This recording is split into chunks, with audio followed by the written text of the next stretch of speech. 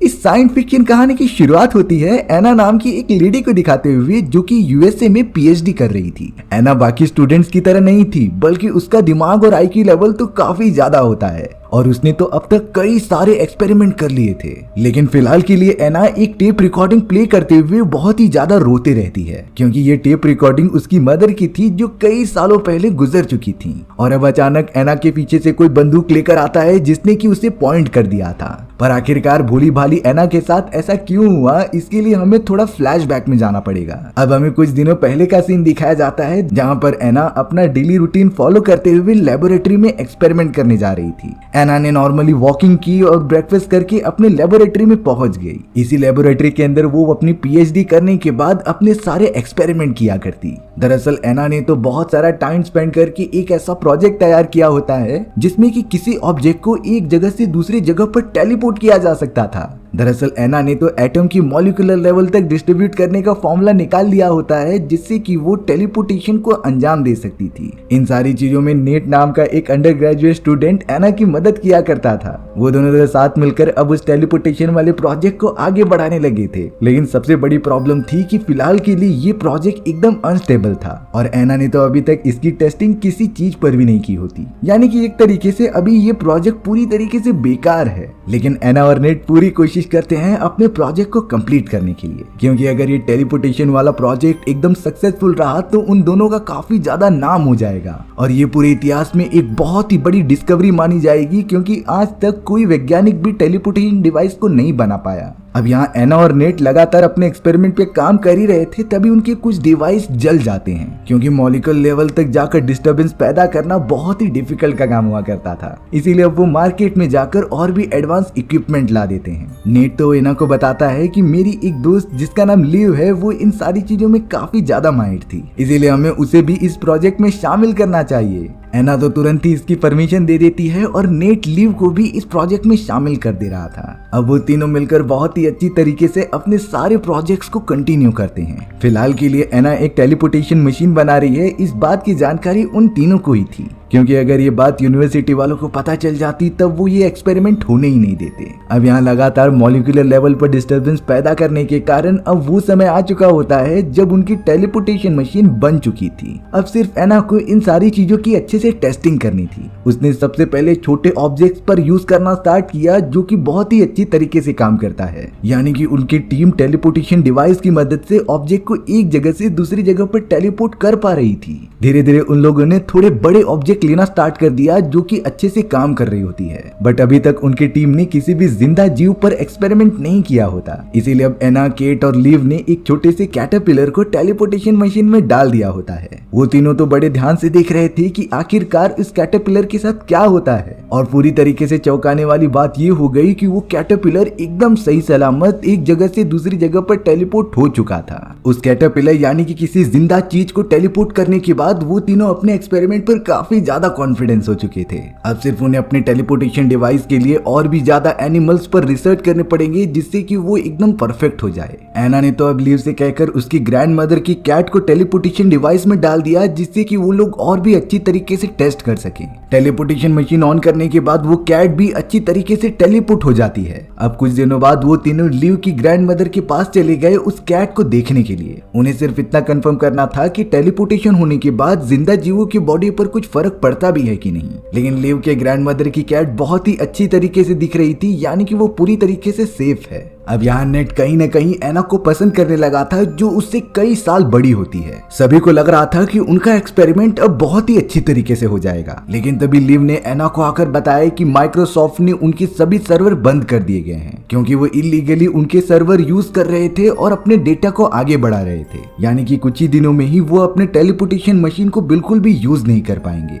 एना, net और live तो इस बात से पूरी तरीके से परेशान हो गए थे। उन्हें तो किसी भी तरीके से अपने टेलीपोर्टेशन डिवाइस को सभी के सामने पेश करना था और बताना था कि ये सबसे एडवांस डिस्कवरी है, पर इसके लिए उन्हें ह्यूमन एक्सपेरिमेंट करना पड़ेगा, यानी टेलीपोर्टेशन मशीन के अंदर किसी इंसान को टेलीपोर्ट किया जाए। बहुत ज्यादा सोचने के बाद एना डिसाइड करती है कि वो खुद अपने प्रोजेक्ट को बचाने के लिए उस टेलीपोर्टेशन मशीन में जाएगी। तीनों के पास जरा भी टाइम न होने के कारण नेट और लिव एना के साथ लेबोरेटरी में आ गए उसके ऊपर एक्सपेरिमेंट करने के लिए। लिए। एना को तो टेलीपोर्टेशन मशीन में डाल दिया जाता है, पर वो बहुत ही ज्यादा घबरा रही थी क्योंकि जरा सी गलती उसकी पूरी जिंदगी खत्म कर सकती है। लेकिन नेट उसे मोटिवेट करता है कि तुम्हारी वजह से हम सभी को नोबेल प्राइज मिल सकता है और हमारी एक बहुत ही अच्छी जिंदगी बन सकती है। नेट ने तो एना को जाकर बहुत प्यार से किस भी किया था, इसीलिए अब एना रेडी हो जाती है एक्सपेरिमेंट के लिए। उसने लिव और नेट को कह दिया था कि तुम टेलीपोर्टेशन मशीन ऑन कर दो, और अब मशीन ऑन होते ही कुछ ही देर के अंदर अंदर एना वहां से गायब हो गई।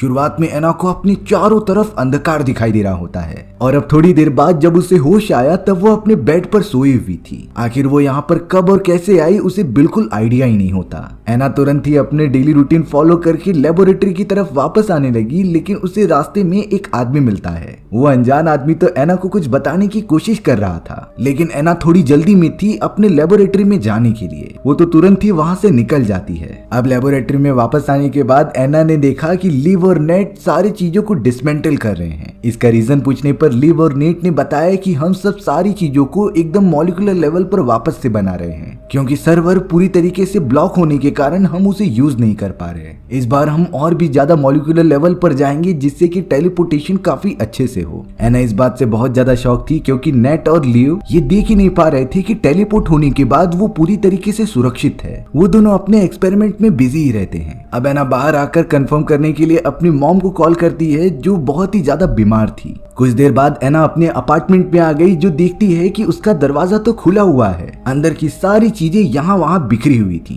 तभी एना को अपने रूम के अंदर एक आदमी दिखाई देता है जिसने की मंकी का मास्क पहना हुआ था। वो मास्क वाला आदमी तो लगातार एना पर हमला करने लगा और उसकी चीजों को छीनने लगा। एना किसी भी तरीके से उस आदमी को खिड़की से बाहर ढकेल देती है, लेकिन सर पे चोट लगने के कारण वो वहीं पर बेहोश हो गई थी। कुछ देर बाद जब एना को होश आता है तो उसके क्रेडिट कार्ड के सारे डिटेल्स चोरी हो चुके थे। वो नहीं समझ पाती कि इस कंडीशन में वो क्या करे, क्योंकि अगर वो पुलिस वाले की अथॉरिटीज पर कंप्लेन करती है तो पुलिस उसकी लेबोरेटरी को जरूर चेक करेगी और उनका इलीगली किया जाने वाला एक्सपेरिमेंट भी पकड़ा जा सकता था। इसीलिए एना इन सारी चीजों को एक राज ही रखती है। अब हमेशा की तरह नेट और लिव के साथ वो आ गई थी लेबोरेटरी में अपना एक्सपेरिमेंट करने के लिए। यहाँ एना ने नोटिस किया कि नेट जो कि लिव से हमेशा दूर रहा करता था, अब वो उसके काफी क्लोज आ चुका है। वो दोनों तो बहुत ही पास आकर एक दूसरे से बातें कर रहे थे और साथ ही साथ लिव एना से काफी अनपोलाइटली बात कर रही होती है। एना को तो कुछ समझ नहीं आ रहा होता कि टेलीपोर्ट होने के बाद कौन सी चीजें एकदम चेंजेस हुई हैं। अब यहाँ एना अपना ब्लड सैंपल लेकर उस टेलीपोर्टेशन मशीन में टेस्ट करना चाहती थी, इसीलिए वो उसे स्टोर रूम में रखने चली जाती है। लेकिन स्टोर रूम का दरवाजा पूरी तरीके से बंद था, जो आज तक कभी बंद नहीं होता था। नेट ने बताया कि शायद ये काम मेंटेनेंस वालों ने किया होगा क्योंकि अंदर कुछ काम चालू है। एना को तो इस बात पर भरोसा ही नहीं हो रहा था, लेकिन फिर भी उसने अपने ब्लड सैंपल्स नेट को दे दिए जिससे कि वो बाद में उन्हें स्टोर रूम में रख दे।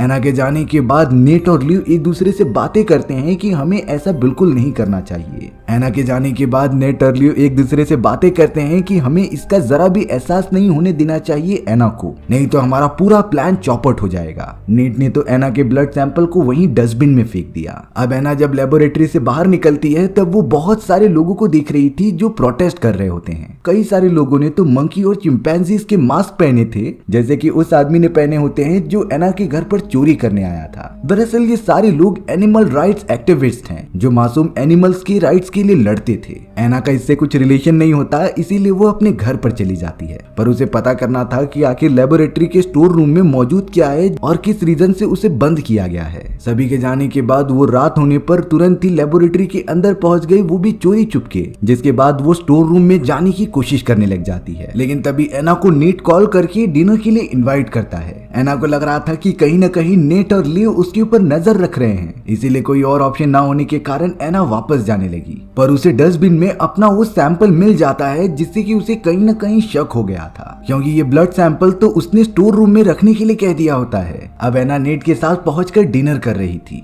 नेट तो एना को कह रहा था कि तुम्हें जितनी भी इंपॉर्टेंट चीजें पता है उसे तुम पेपर पे लिख दो, क्योंकि हमारे ऊपर कोई नजर रख रहा है। एना ने तो पेपर पे कुछ लिखना भी स्टार्ट कर दिया था। पर ये सीक्रेट क्या है ये तो हमें आगे पता चलेगा। अब अगले दिन वो तीनों लेबोरेटरी में मौजूद होते हैं जहाँ पर एना अपना कैम रिकॉर्डर मांग रही थी, क्योंकि उसे सारी चीजों की रिकॉर्डिंग करनी थी जिससे कि किसी के ऊपर भी शक न जाए। लेकिन वो कैम रिकॉर्डर कहीं भी मिलता ही नहीं। लिव से पूछने पर तो वो एना पर काफी ज्यादा गुस्सा हो रही थी। तभी अचानक यूनिवर्सिटी की एक दूसरी स्टूडेंट लेबोरेटरी में इंटर होती है, जिसने कहा कि चांसलर ने सारे स्टूडेंट्स को इकट्ठा किया है। एना, लिव और नेट सभी लोग चांसलर के पास चले गए थे। चांसलर सभी को बता रही थी कि सैटेलाइट के सर्वर्स में एक अजीब तरीके का वार्म होल क्रिएट हो गया है और ये काम हमारी यूनिवर्सिटी से किसी स्टूडेंट ने ही किया है। इसीलिए माइक्रोसॉफ्ट के सर्वर डिपार्टमेंट में से जैक नाम की एक ऑफिसर आए हैं इन सारी चीजों का इन्वेस्टिगेशन करने के लिए। यानी कि जैक को पूरी तरीके से परमिशन होगी हर स्टूडेंट के लैपटॉप और रिसर्च को देखने के लिए, जिससे कि वो पता कर पाए कि आखिर ये सारे सर्वर्स में डिस्टर्बेंस कहाँ से हो रहे हैं। अब एना, लिव और नेट बहुत ही ज्यादा टेंशन में आ चुके थे, क्योंकि उन्हें अपना प्रोजेक्ट भी कंप्लीट करना था और जैक के इन्वेस्टिगेशन से भी बचे रहना था। एना पूरा ट्राई कर रही थी कि वो अपने एक्सपेरिमेंट को एकदम सेफ रखे, लेकिन फिलहाल के लिए वो रेस्टोरेंट के बाहर जाकर अपनी मॉम को कॉल करने लग जाती है। जैक पता नहीं क्यों लगातार एना का ही पीछा करते हुए उसके ऊपर नजर रख रहा था। लेकिन जब एना ने अपनी मदर को कॉल किया तब उसकी मदर कोई पासवर्ड बताने के लिए कह रही थी, क्योंकि एना की मदर को उसी ने ही कहा था कि अगर कोई कॉल करे तो उससे प्रॉपर पासवर्ड मिलने पर ही बात करना। लेकिन एना को तो इन सारी चीजों के बारे में पता ही नहीं होता, इसीलिए एना की मॉम उससे बात ही नहीं करती।